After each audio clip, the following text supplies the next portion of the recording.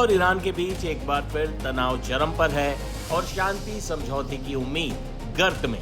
दरअसल अमेरिकी नौसेना ने ओमान की खाड़ी में ईरानी झंडे वाले एक मालवाहक जहाज ट्रुस्का पर गोलीबारी की और उसे अपने कब्जे में ले लिया है। अमेरिकी सेना ने न सिर्फ ईरानी जहाज को चेतावनी दी बल्कि उस पर गोलीबारी करने का वीडियो भी शेयर किया है। उस जहाज पर हेलीकॉप्टर से उतरते अमेरिकी सैनिकों और जहाज पर उनके कब्जा करने का विजुअल भी जारी कर दिया गया है। इस बीच ईरानी सेना ने भी अमेरिका को इस कार्रवाई का जवाब देने की चेतावनी दी।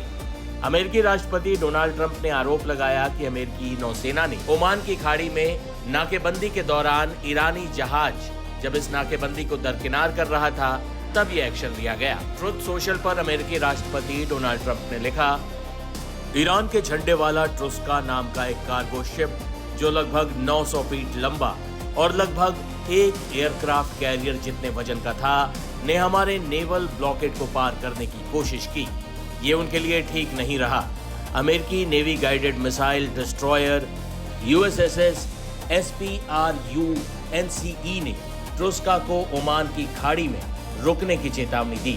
ईरानी क्रू ने बात सुनने से मना कर दिया, इसलिए हमारे नेवी शिप ने इंजन रूम में छेद करके उन्हें वहीं रोक दिया। अभी अमेरिकी मरीन के पास शिप की कस्टडी है। ट्रुस्का पर अमेरिकी वित्त प्रतिबंध लगे हैं क्योंकि पहले भी उसने गैर कानूनी काम किए हैं। शिप की पूरी कस्टडी हमारे पास है और हम देख रहे हैं कि शिप पर क्या है।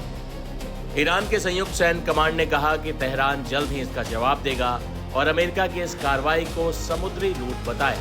ईरानी मीडिया के मुताबिक ओमान सागर में एक ईरानी जहाज पर हमले के बाद अमेरिकी युद्धपोतों की ओर ड्रोन लॉन्च किए हैं। वही आज इस्लामाबाद में ईरान और अमेरिका के बीच दूसरे दौर की वार्ता होनी थी।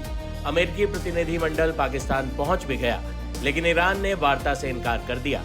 ईरान का कहना है कि जब तक अमेरिका नाकेबंदी नहीं हटाता तब तक बातचीत नहीं होगी। सूत्रों के मुताबिक ईरान ने 10 सूत्रीय मांगों वाला एक पत्र पाकिस्तानी मध्यस्थ को सौंप दिया है। वही ईरान के मुख्य वार्ताकार संसद के स्पीकर मोहम्मद बाघेर कालिबाफ ने कहा, अब भी कई ऐसे मुद्दे हैं जिन पर हमारी अलग अलग राय है। उनकी परमाणु क्षेत्र को लेकर अलग राय है, स्ट्रेट ऑफ होर्मुज को लेकर अलग राय है और ऐसे ही कई मुद्दों पर हमारी राय बिल्कुल अलग है। हम अपने मुद्दों पर पूरी तरह कायम हैं।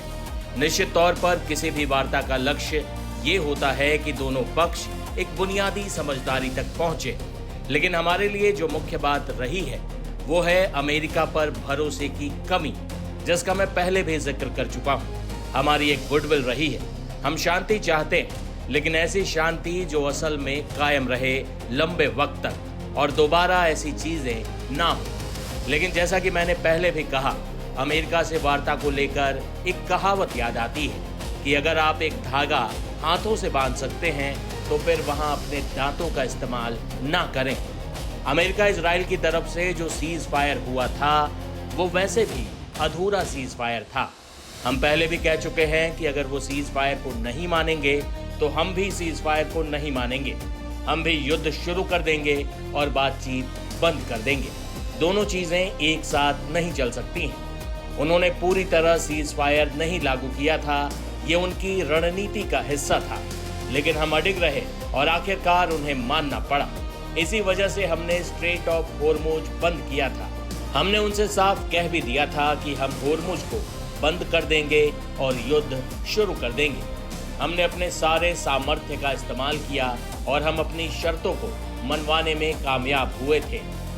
इस बीच इजराइल के प्रधानमंत्री बेंजामिन नेतन्याहू ने कहा कि ईरान युद्ध अभी खत्म नहीं हुआ है और किसी भी वक्त कोई बड़ी घटना हो सकती।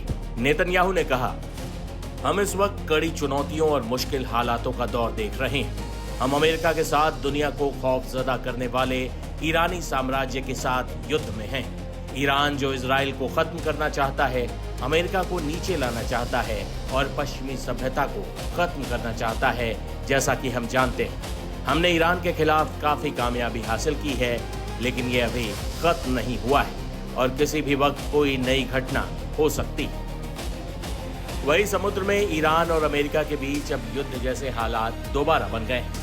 जाते जाते आपको अमेरिकी सेना द्वारा जारी इस वीडियो के साथ छोड़े जाते हैं, जिसमें अमेरिकी नौसैनिक ईरानी जहाज पर कब्जा कर रहे हैं।